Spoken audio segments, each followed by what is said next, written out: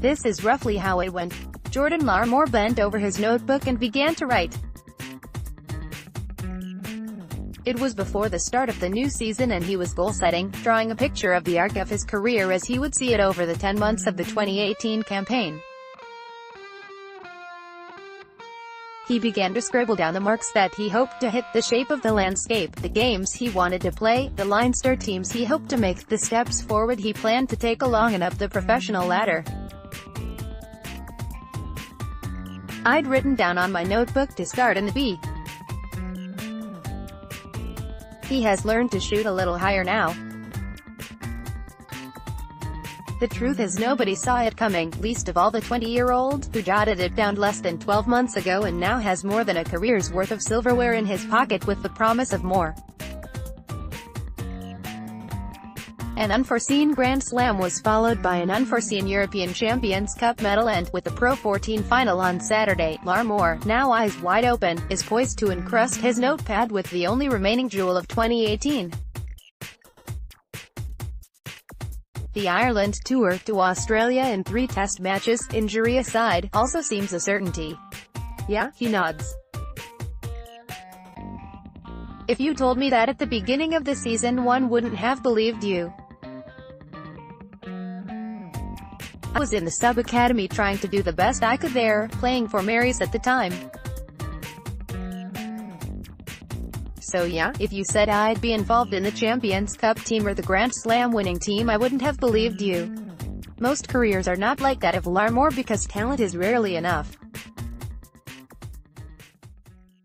Hard work, timing, position vacancy, injuries, coach's preference, willingness to take each step all gang up to regularly haul players back to earth. Leinster, Ireland and Lion, Luke Fitzgerald had a similar comet tail trailing from his school exit into the Leinster team. But few players can manage the different gear changes without the occasional slip. I thought it would be a lot different, he says. But it's just like another rugby team. It's a group of lads, everyone playing the game. Everyone just loving playing it as well. The competition for places is so high in here. If you have a bad training session it hangs over you. Larmour's last match for his club side St Mary's College was years ago alongside Irish U20 captain and number 8, Caelan Doris, against Clontarf.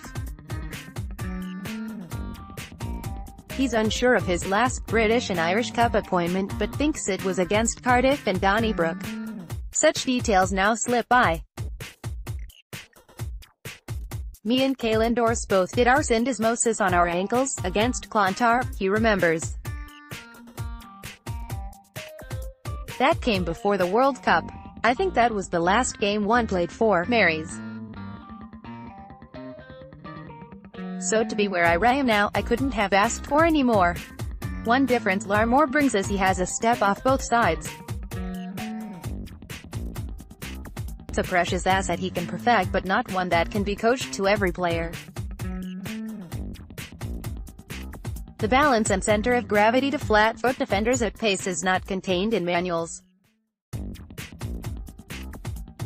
Simon Zebo knows all about cause and effect of stepping after James Lowe demonstrated it last week. But Larmour's head is not for turning. Like Andrew Porter, James Ryan or Max Deegan, he's too busy moving forwards to reflect. My step and things like that is my strength, so I definitely want to work on my strength, he says.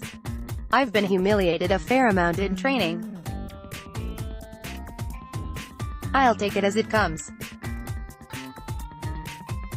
I've never really thought about being different.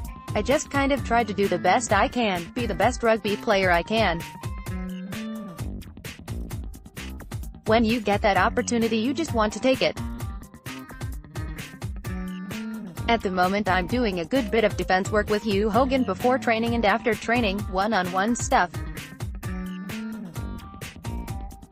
All the coaches will come up to you and show video clips of what others players are doing, things to think about. The clash with Scarlets represents another opportunity against the Welsh team who beat Leinster in last year's semi-final. Larmour is breaking more new ground. "I was in the stand watching it with a few of the academy boys," he says. "We had a barbecue before it. In rugby years, like dog years, that's eons ago.